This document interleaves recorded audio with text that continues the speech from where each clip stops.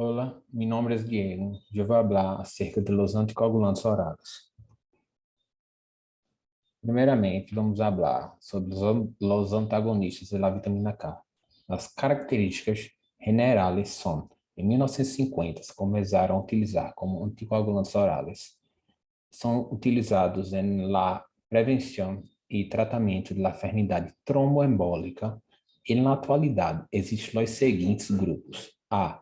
Derivado de la 4-hidroxicumarina, dicumarol, acenocumarol, varfarina, fenprocumon e biscomacetato.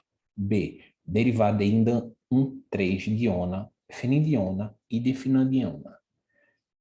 Acá temos a varfarina, que é utilizado e é conhecido como o seu nome comercial Marevan. Mecanismo de ação anticoagulante.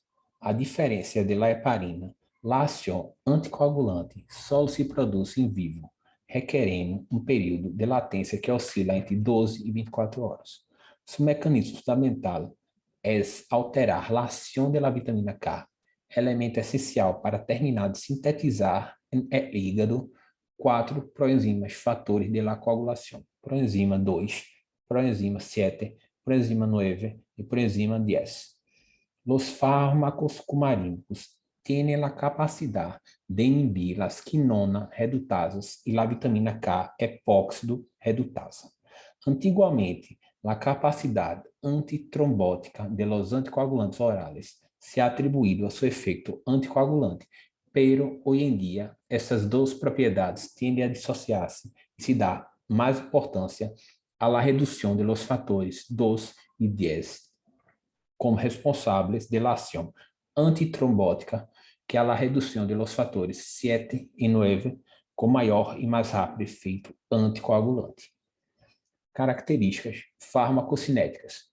Existem múltiplos fatores endógenos, fisiológicos e patológicos e exógenos, dieta e outros fármacos, que, ao modificar os processos farmacocinéticos e farmacodinâmicos de los anticoagulantes orales, alteram a coagulação em sentido hemorrágico ou em sentido trombótico.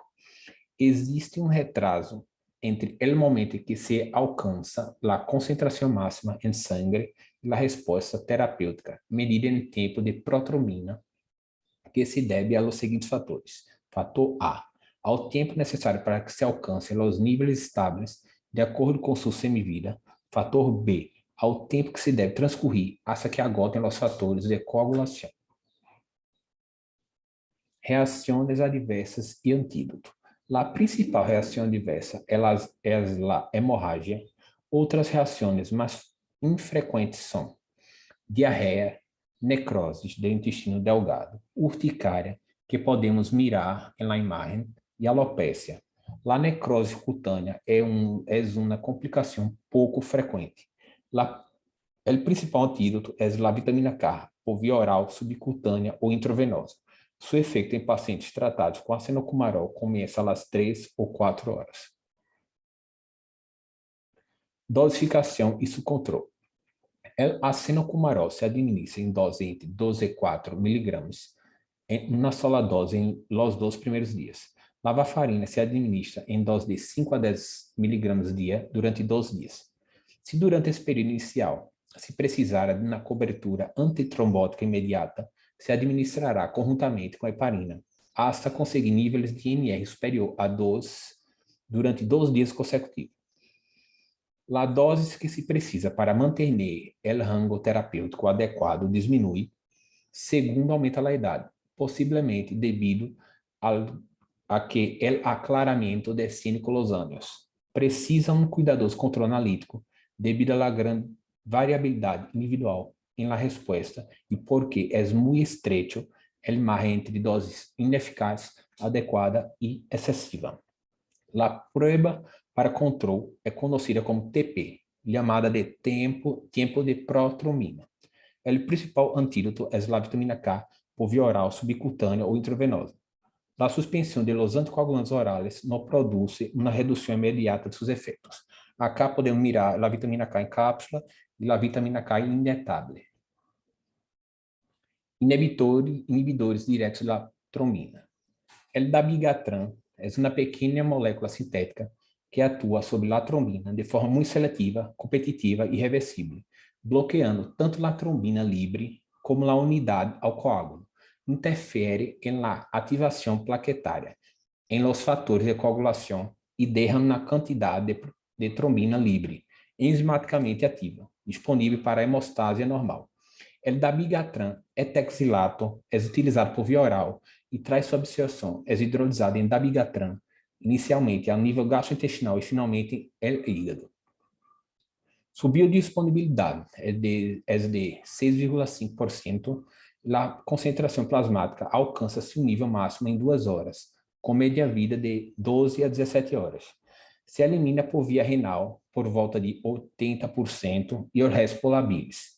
Não se deve utilizar durante o embaraço, lactância e insuficiência renal grave, e o efeito adverso mais destacável é a hemorragia. Agora vamos falar acerca de los inibidores do fator 10A. El rivaroxaban é derivado de la oxazolidinona que inibe de forma muito seletiva, competitiva e reversível o fator 10A. Tanto que ele que se encontra de forma livre, como é o único a la fibrina e ao complexo protominasa. É utilizado por via oral e sua biodisponibilidade é de 80%. A concentração máxima se alcança às 3 horas. A média-vida é de 7 a 11 horas.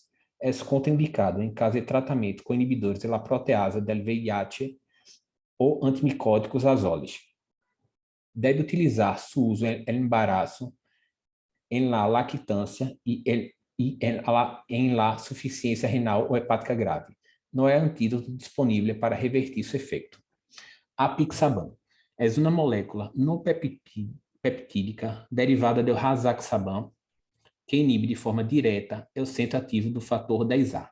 É muito potente, seletiva e reversível, tanto de la forma livre do fator 10A, como é unido à fibrina e ao complexo protrombinasa. É utilizado por via oral e sua biodisponibilidade é de 60%. A absorção é em trato gastrointestinal e não está afetada por los alimentos ingeridos. A concentração máxima se alcança às 3 horas. Sua média-vida é de 9 a 14 horas. Seu principal efeito adverso é a hemorragia e não se dispõe antídoto para apixaban. Muitíssimas graças.